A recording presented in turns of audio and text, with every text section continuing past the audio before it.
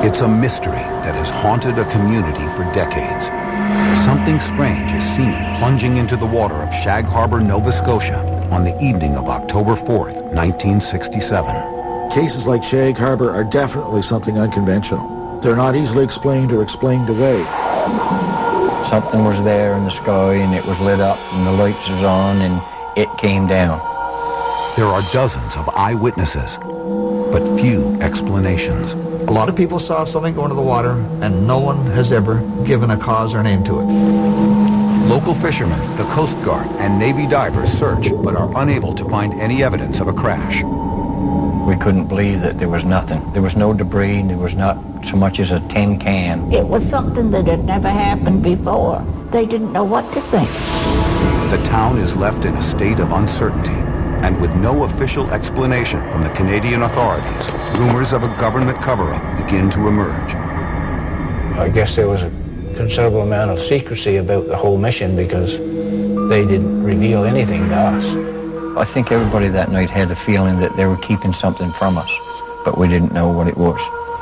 But an investigation 25 years later produces declassified government documents and some startling revelations.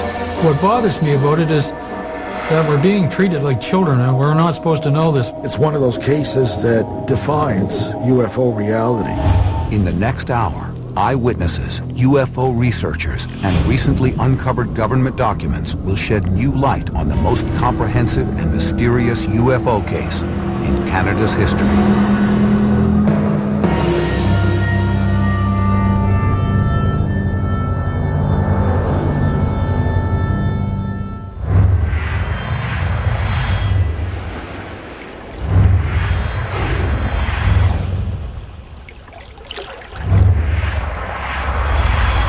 October 4th, 1967. Something unusual is happening in the skies over the Canadian province of Nova Scotia. During the waning hours of the evening, dozens of people are confounded by a series of inexplicable lights in the sky.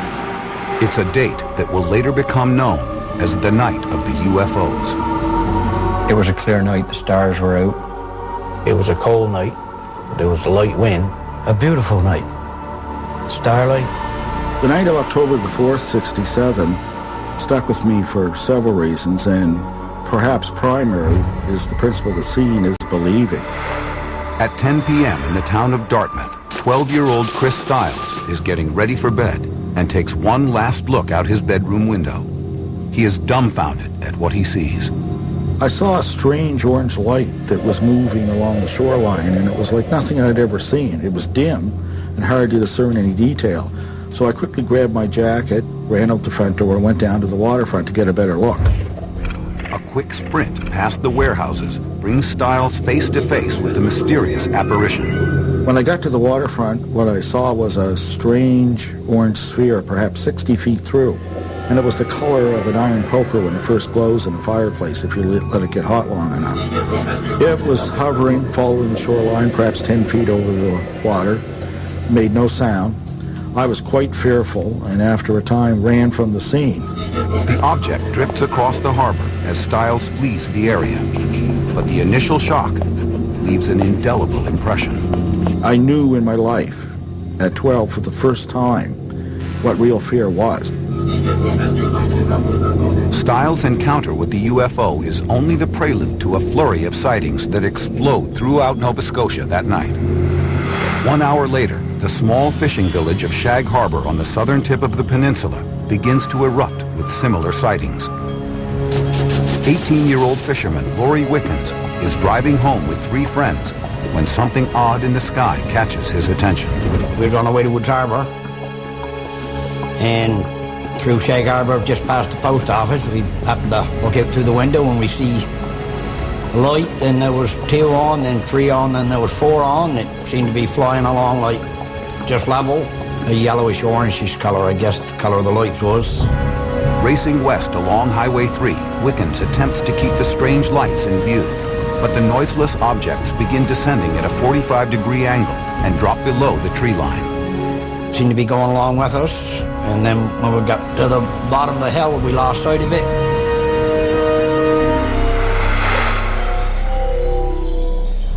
A few miles away, 18-year-old Norman Smith is riding home with a friend through Bear Point Woods and sees something similar in the sky.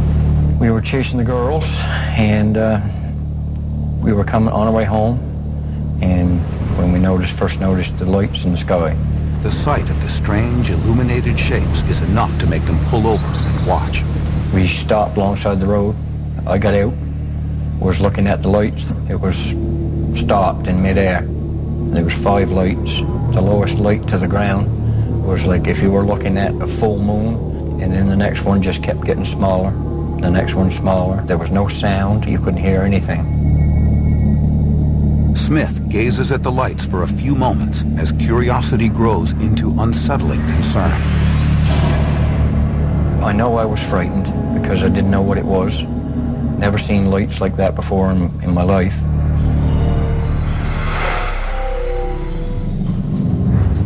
Down the road, Laurie Wickens and his friends are still in hot pursuit of the strange object. They suddenly see a bright flash and hear a whistling sound like a falling bomb. They believe it may be falling into the harbor, so they speed toward the waterfront. The minute we come over the top of the hill, we could see the light in the water. At the time, we thought it was a plane. Wickens pulls into a vacant parking lot by the shore to get a better look. The light we see in the harbor looked like a half a globe, a yellowish coloured light.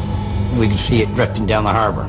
That was the first thing coming to mind, is go call the RCMP and report that we'd seen a plane crash, because that's what we thought it was. Wickens returns to his car, races to the nearest payphone, and calls the regional headquarters of the Royal Canadian Mounted Police, the country's national police force. It is known throughout Canada as the RCMP. The corporal on duty answers the call at 11:25 and hears Wickens' excited voice. The Mounties wanted to know what we was drinking, and we said we wasn't drinking, and wanted to know the number for the phone booth. After listening to Wickens' story, the RCMP officer on duty is skeptical, but as soon as he hangs up, other calls start pouring in.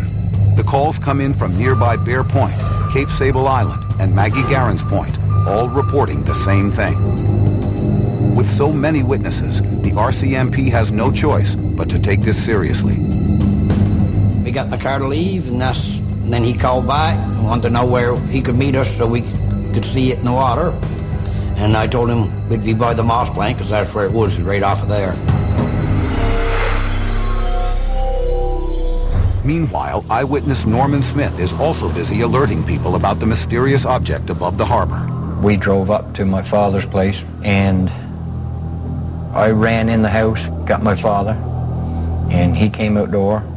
We stood looking at the lights in the sky, and it wasn't too long, probably a couple of minutes, when we see the police car coming and its red lights flashing.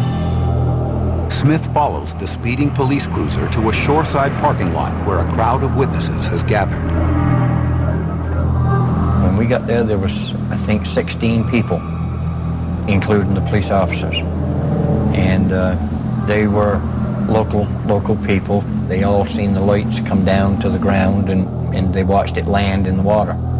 Civilians and the RCMP officers on the scene observed the dull yellow-orange light drifting 300 yards from shore.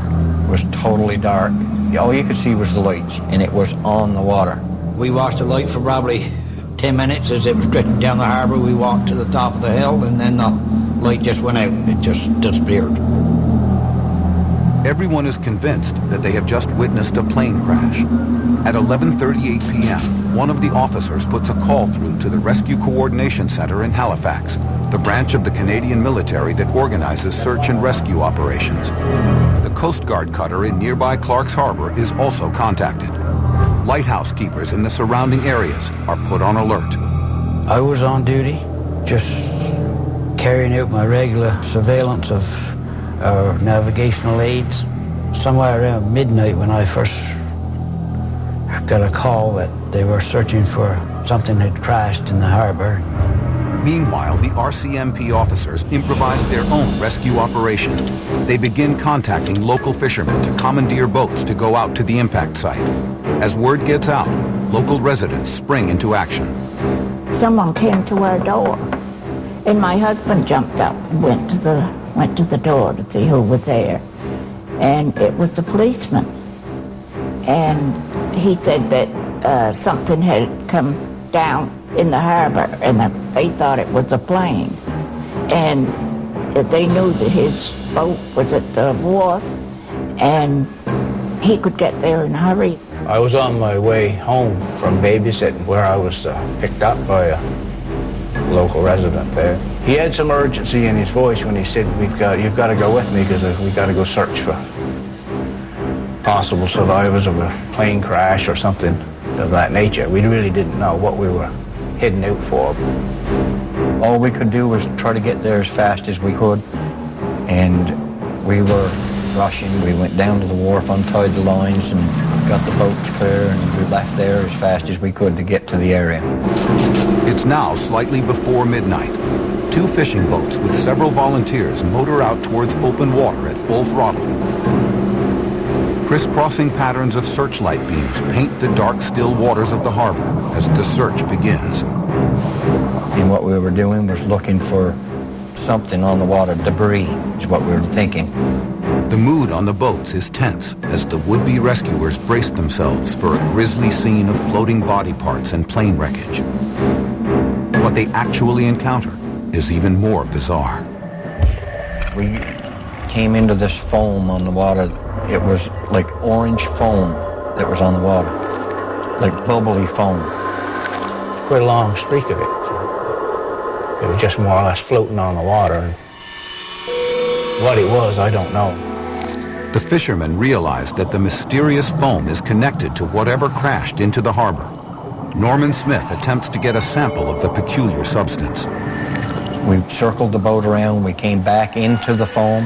When we came back into it, I took a small dip net and dipped the dip net down into the water, right into the foam. When I pulled the dip net up out of the foam, there was nothing. You couldn't see nothing, totally nothing on the dip net. I've been fishing all my life and I never ever seen anything like that. I've been up rivers and on lakes and out on the ocean and never ever see foam like that on the water. The strange foam soon melts back into the dark water. But even more puzzling than the foam is the lack of any debris at the site. If something has just crashed into Shag Harbor, it seems to have completely vanished. We had thought that whatever it was had just sunk. And I was, like you, kind of expecting to find some debris, but there was nothing. We were out there pretty near all night and circling around and looking for anything else that was on the water, any debris or anything, and we never found nothing. There was not so much as a tin can.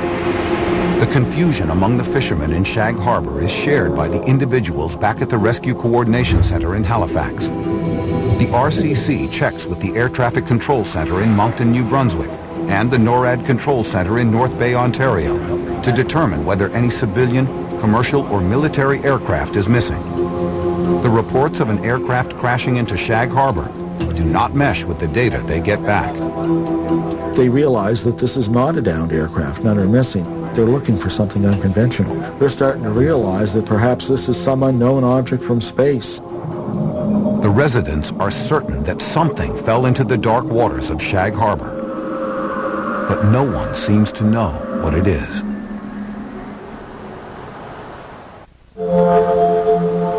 Shag Harbor is a small, unassuming fishing village on the southwestern tip of Nova Scotia.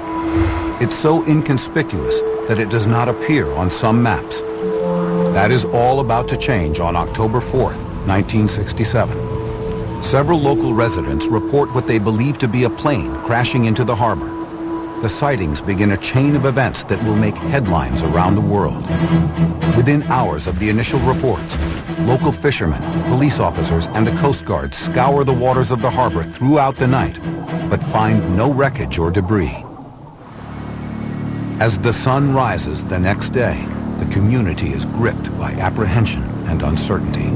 I think everybody that night had a feeling that they were keeping something from us. Word quickly circulates that no debris has been found. With no information coming from the authorities, speculation spreads like wildfire. It was the talk of the community, you know, and it was a UFO, and of course, like everybody else, we wondered, I guess, what it could be. People became fearful. They were wondering, would there be more? Would they tangle in our nest? Would it crash in our house? What's going on here? And they just weren't getting answers. Finally, the Rescue Coordination Center issues a statement that rules out the possibility of a plane crash. At 10:20 a.m. on October 5th, the center sends a telex stamped priority to the Canadian Forces headquarters in Ottawa. The message outlines the sightings by the Shag Harbor residents and the RCMP officers. It refers to the thing in Shag Harbor as a dark object. More important, it labels the object in question as a UFO. It's unique also in that, again, the term UFO is first used by the authorities who are searching and not by the eyewitnesses. By the evening of October 5th, the Shag Harbor incident has become a military matter. After reviewing the telex from the Rescue Coordination Center, Squadron Leader William Bain sends an urgent message to the Canadian Maritime Command, Canada's naval headquarters for the Atlantic coast. It advises an immediate underwater search of the area. If the mysterious dark object left nothing floating in the sea, perhaps the dive teams can find something below the surface. Maritime Command responds by dispatching a team of divers from the Navy's Fleet Diving Unit in Halifax. They arrive on October 6th and begin diving off the deck of Coast Guard Cutter 101. You get all kinds of rumors in a small village like this, and then when the Navy shows up with divers and stuff, where you know that they must have taken it seriously because so many people saw the event in the sky. The divers section off an area of the harbor roughly 1/2 mile long by 1.5 miles wide.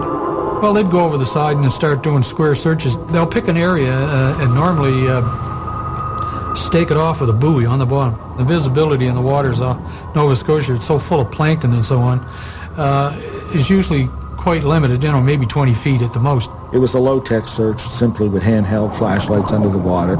They wouldn't let us anywhere near that area. We was out there in the boat all right, but we had to stay back away from where they were diving. As the divers are scouring the depths of the harbor, the tiny fishing village is thrust into the media spotlight. On October 7th, a camera crew from the Canadian Broadcasting Corporation arrives and films the divers in action. This is actual footage from their news coverage. Canada's major newspapers have also gotten wind of the strange happenings. Among the first to jump on the breaking story is journalist Ray McLeod of Halifax's Chronicle Herald newspaper. I was one of the night reporters on duty at the Chronicle Herald when the assignment editor just called me over and said there's a report of something going down in the harbor. A lot of people had seen it. Our CMP reported they'd seen it, and the newspaper wanted to find out what had crashed. But when McLeod attempts to find out what went into the harbor, no one has any answers. I started following up on what we got from RCMP and what we got from Search and Rescue, and that was they had no idea what had gone down. They had nothing missing. They had seen nothing drop off the radar screen anywhere in the area, and they were basically puzzled. The lack of information surrounding the incident raises McLeod's curiosity and inspires him to launch his own investigation. Anytime you don't know, it teases your imagination. You have to wonder why they don't know. When the armed forces and everyone was saying, we have no idea, we can't find anything, that's when I used one of my sources in the armed forces to get a number of someone in Ottawa. McLeod's source refers him to Squadron Leader William Bain at the Air Desk in Ottawa, a division of the Royal Canadian Air Force in charge of investigating UFO cases. Bain's response to the Shag Harbor incident is surprising. Just from what he'd heard so far, it looked like one of those few cases where there might be something concrete to the incident. And that, of course, was the quote that ended up in the headline of the paper. On October 7th, 1967, McLeod's article makes the front page of the ultra-conservative newspaper, the Chronicle Herald. McLeod is as surprised as anyone to see it there. And then the story came out, and my first reaction was, oh my God, what have I done? Okay, I never expected to see that screaming headline. It was a headline in 2-inch red letters that looked more like something you would see in the National Enquirer. And that served to fuel, again, the rumor mill and the speculation. The shockwaves of McLeod's article reverberate throughout the Canadian province and reach the depths of Shag Harbor, where the underwater search is in progress. On October 7th, Maritime Command orders 3 additional divers to the impact site. As the dives continue, the people of Shag Harbor want answers. None are forthcoming. I guess there was a considerable amount of secrecy about the whole mission because they didn't reveal anything to us. Some people were told that they weren't allowed to speak about it. We thought that in a few days' time we was going to be hearing, yes, there was a plane that went down, it was on the bottom of the ocean, or whatever it was that they found. We thought that in a few days they were going to be telling us, but nobody ever did. Maritime Command terminates the underwater search on October 8th. They announced that 3 days of searching the harbor have yielded nil results. 5 days after the sightings, the residents of Shag Harbor are no closer to understanding what crashed into the water the night of October 4th. But the end of the underwater search is just the beginning of a UFO case that is about to become even more perplexing.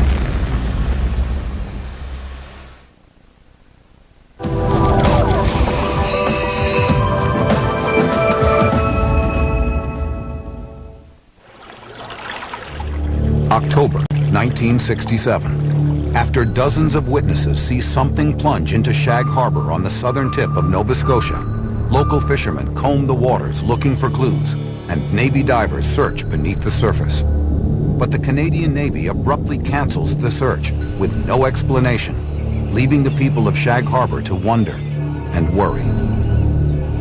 In a lot of our minds, it was a cover-up for something, but for them to spend that much time and effort and then give no explanation, it's like they were here today and gone tomorrow type of thing. With no one providing any answers, the rumor mill begins to churn. There was even a rumor at the time that they had found something. We thought that there was times that they were bringing things up off of the bottom of the ocean. The guy that had the divers in the area, he did admit that they did bring something up. Wrapped underwater, it was wrapped underwater. But I guess that was kept for secret. Speculation was rampant, but speculation is always rampant when you don't give someone an explanation. During the 1960s, speculation about UFOs and other unexplained events often turns to the Cold War. The nuclear standoff between the United States and the Soviet Union is at its height. The two superpowers are constantly seeking to trump each other by harnessing the latest military technology. Top-secret exercises are common in the North Atlantic. The heated atmosphere produces anxieties that intensify concerns about the incident. It was always in people's minds, and of course, this is just a few years after the Cuban Missile Crisis and other things, so, this added fuel to the fire. And then, of course, people start coming up with theories. Maybe it was a secret American device of some sort, a plane, a satellite that went into the water. Or was it a Russian object? Night reporter Ray McLeod helps break the news about Shag Harbor by writing a front-page article in Halifax's Chronicle Herald newspaper. As McLeod prepares to follow up on the story, he receives some startling and discouraging news. There was a note on my typewriter to see the managing editor. And I was told, don't follow up this story. We think this story should be handled by someone on Dayside because a lot of the contacts are easier to get in the day and we want to follow this up thoroughly. So we've given the story to David Bentley. You're off the story. McLeod asserts that Bentley confers with scientists and academics to downplay the UFO angle. He pursued talking to people who basically poo-pooed the story and told everybody there's nothing to it, it was all right. Among Bentley's chief sources is one of Canada's most outspoken UFO debunkers, an astronomer named Father Burt Gaffney. The late Father Michael Burt Gaffney was a Jesuit priest. He was an astronomer. He was a UFO skeptic. He took a very dim view of what the UFO phenomena possibly could be. And in statements to the press, he would downplay that interest. In a public lecture a few weeks after the Shag Harbor sightings, Burt Gaffney tries to alleviate any lingering concerns about what happened that night by arguing that 94% of all UFO sightings can be explained by meteorites, simple mirages, and other natural phenomena. With UFO skeptics having their say, McLeod begins to wonder what happened to Squadron Leader William Bain, the source at the Canadian military, quoted as saying that there might be something concrete to the Shag Harbor incident. I asked Bentley why he wasn't following up on Squadron Leader Bain. And Bentley told me that he was told the man didn't exist and there was no such office in Ottawa, and to leave that angle in the story alone. Is the Chronicle Herald bowing to pressure from the Canadian government? McLeod ultimately realizes that the side of the story he began to pursue would never make it into the newspapers. I feel badly in some ways that I couldn't have used my talent and my contacts and my belief that the people have a right to know to keep plugging away until we found out what was going on. A journalist feels empty when they have to do that, but then again, sometimes you have to do that. Soon, news of Canada's Shag Harbor sightings travels across the border and reaches renowned physicist Dr. Edward Condon and his team at the University of Colorado. Condon and his committee are working under a $500,000 contract from the United States Air Force and putting together an independent scientific assessment of unexplained UFO phenomena.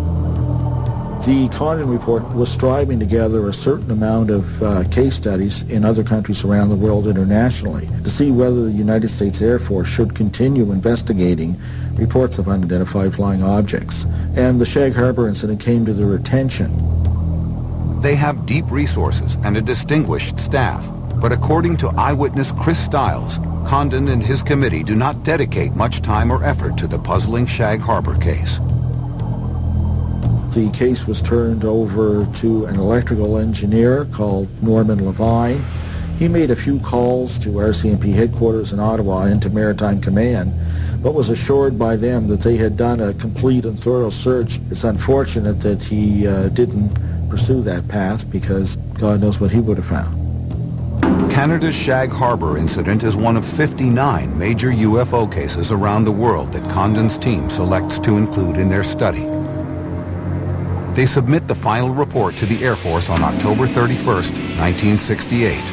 But case number 34 receives only a few paragraphs in the 900-page tome.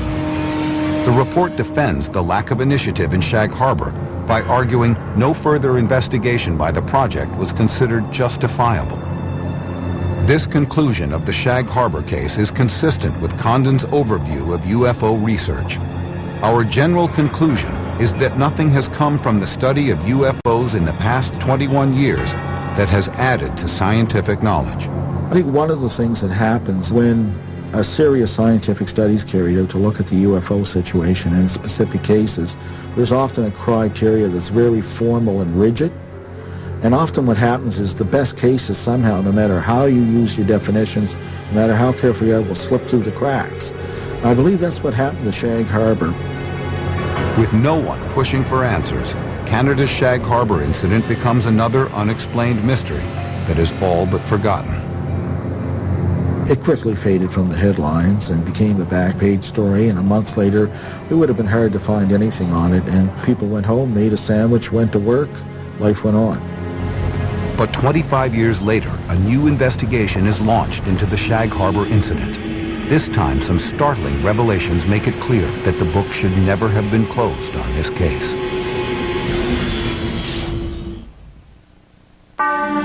In October of 1967, over a dozen witnesses see a UFO plunge into Shag Harbor, Canada. 25 years later, unanswered questions remain. That's where it all took place, right out there. We knew that something came down out of the air and something landed in the water. But what it was, we didn't know. One of the other eyewitnesses that night cannot forget what he saw over the harbor.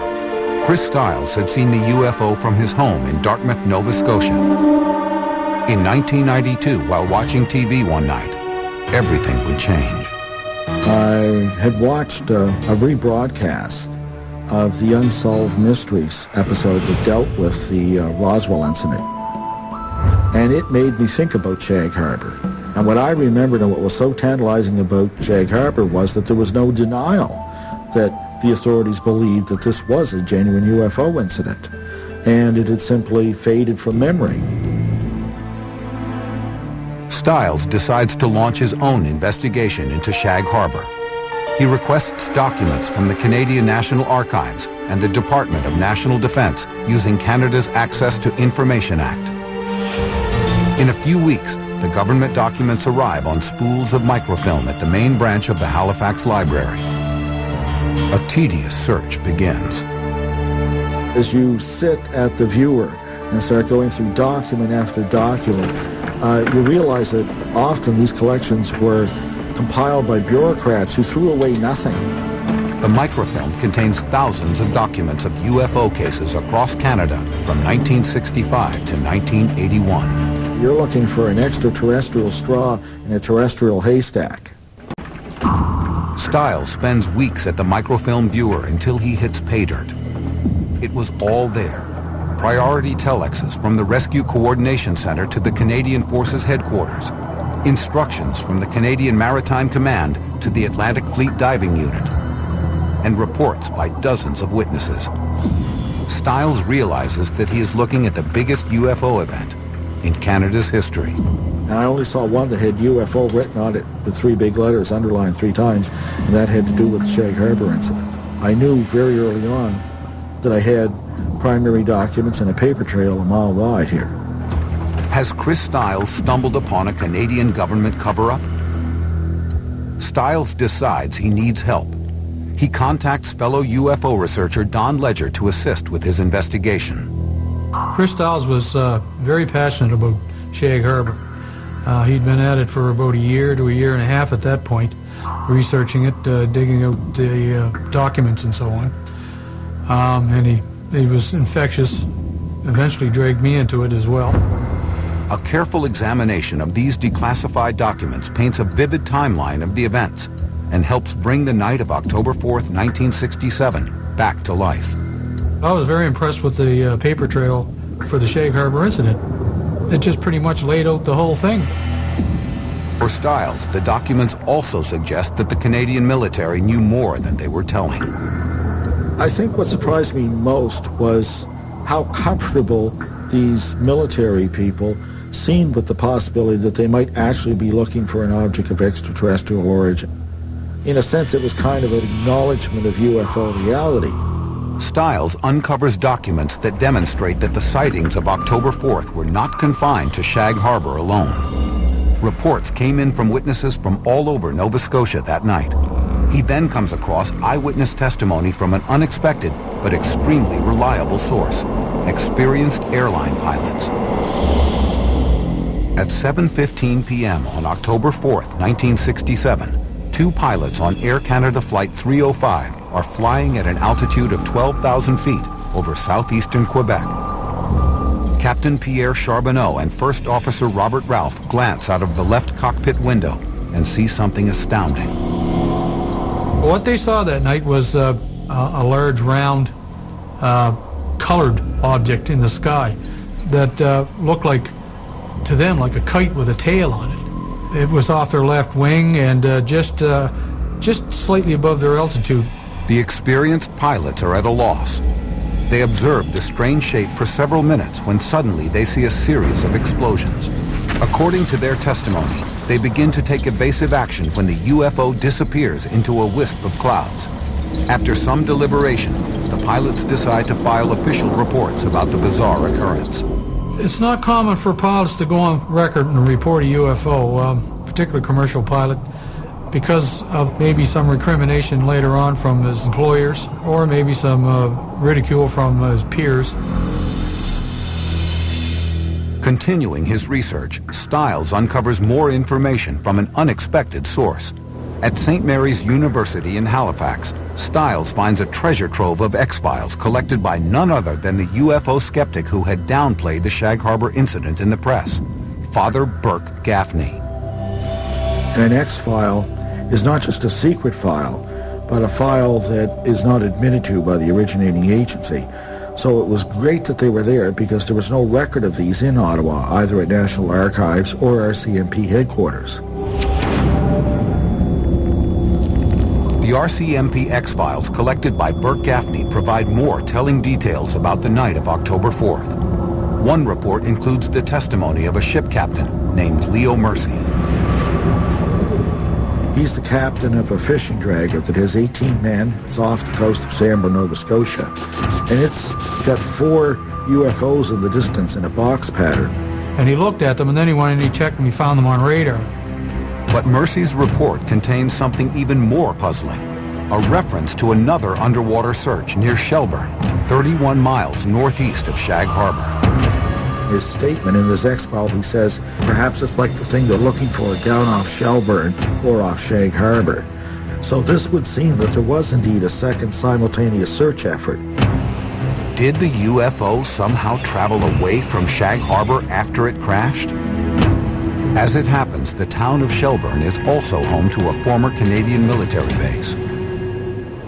Is it somehow connected to the secrecy surrounding the Shag Harbor sightings? In fact, during the 1960s, the Shelburne facility was officially called an Oceanographic Institute, but its real identity was shrouded in Cold War intrigue. In its heyday, it served as a top-secret listening post to track Soviet submarine movements in the North Atlantic Ocean for the U.S. Navy. A Soviet submarine would come out in the Atlantic from Russia and go on its tour. They would pick up the engine noises and the hull sounds made by the submarine passing through the water on the microphones. This would be fed into a computer so they could get a match later on for if the same submarine came out. Could the Canadian authorities have used this submarine tracking technology to locate a submerged UFO? Was the Navy secretly searching the waters off Shelburne while all eyes were focused on Shag Harbor? To continue his investigation, Stiles sets out to track down those who would know best, the divers who actually probed the depths of Shag Harbor.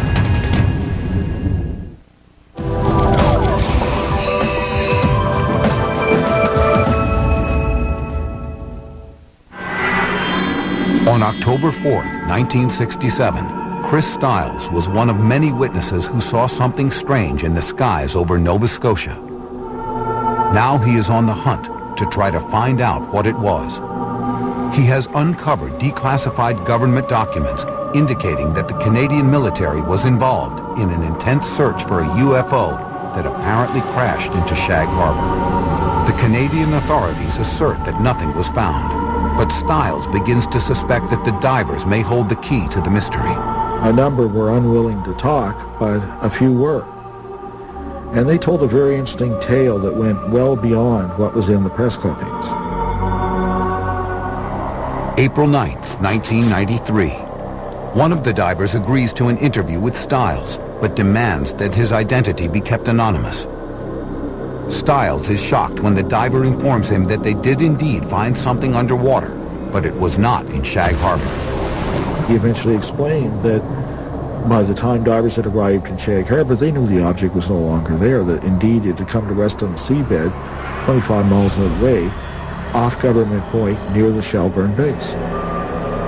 Had the UFO eluded the search efforts at Shag Harbor by traveling underwater under its own power up the coast of Nova Scotia? If true, this would mean that the Canadian military conducted a secret search at Shelburne that was then concealed from the public. The diver's new revelation is confounding to Stiles. I found the Shelburne story very troubling. You know, there were a lot of things that were certain. We had government documents, but now there was a black box element to the case. And at first I was very wary of it, very dubious of the claim.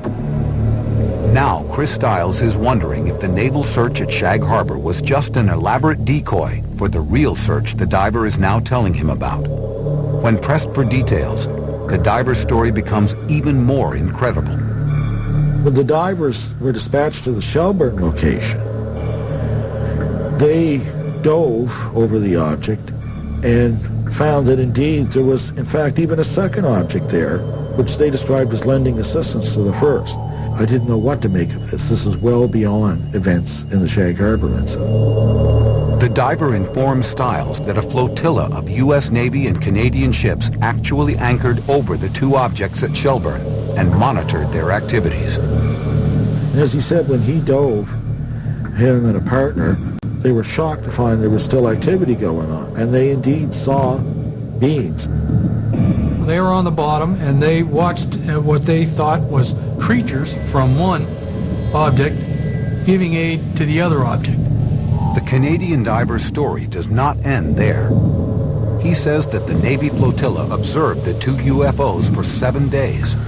Suddenly, the operation was interrupted by a Russian submarine crossing into Canadian territorial waters. At this critical juncture, the Navy ships were diverted to intercept the sub. They attempt to intercept the Soviet sub, trying to cut it off. And it's at this point, when they're doing this maneuver, that the two UFOs begin to move back toward the Gulf of Maine, and indeed, eventually, as reported, break the surface and fly away.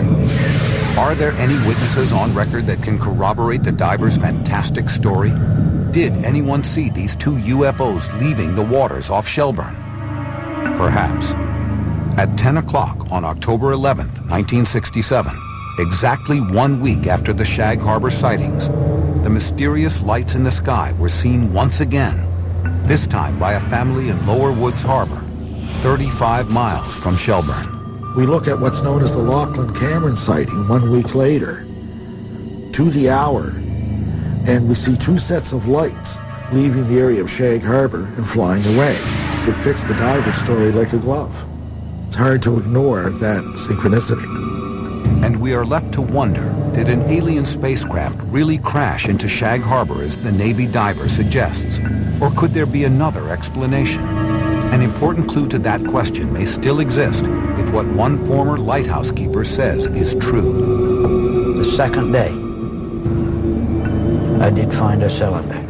I knew it was something different, something I had never seen before. It was a cylinder type shape, 30 inches, 30 to 40 inches long maybe, 15, 18 inches in diameter. Had been partially burned, wires protruding, terrible odor. After finding the cylinder on the rocky shore of Bon Portage Island, Banks says he notified the Canadian Department of Transportation. They informed him to carefully pack the object and deliver it to an American naval officer at Prospect Point Wharf. It had to be something that they needed bad, wanted bad, because they flew him in from Virginia. Or that's just what he told me. But what was inside the cylinder that was so urgent and so secret? I was working for the federal government at the time, and I don't really feel comfortable answering it. It's an ongoing mystery that continues to invite speculation. For some, the evidence points to the secret military experiments of the Cold War. Theorized in my own mind that probably this was some kind of an experimental drone or something that they had back then. One of the first ones that they had that somehow got away from them. I think it was a surveillance type of thing, and it either crashed on its own or they crashed it. My opinion was still it was a plane, American military plane. Others contend that something capable of operating both above and below the water can only be extraterrestrial. Even now in this time of stealth aircraft, we still don't have anything that's both aerodynamic and hydrodynamic. What the object is, that's what everybody always wants to know. What was the object? Whatever went into the harbor that night was intelligently controlled, and it was of extraterrestrial nature. It is unclear when, if ever, the complete set of military records will be released. If they are, will they shed light on this strange incident and maybe even settle once and for all what happened in Shag Harbor on October 4th, 1967? Until then, we are left with the mystery, speculation, and the fading memory of the people who saw something very unusual crash into the ocean that night. Today, I still scan the sky looking for something that might be different or something like what I seen back 30 odd years ago. Only thing that I would like to know is what it was.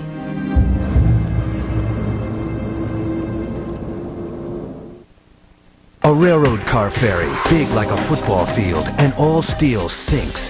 Nobody can figure out why. There it is. The evidence is right in front of us. Human error or design flaw. Dive and explore the worst car ferry disaster ever. Train wreck in Lake Michigan on Deep Sea Detectives. Tonight at 10 on the History Channel.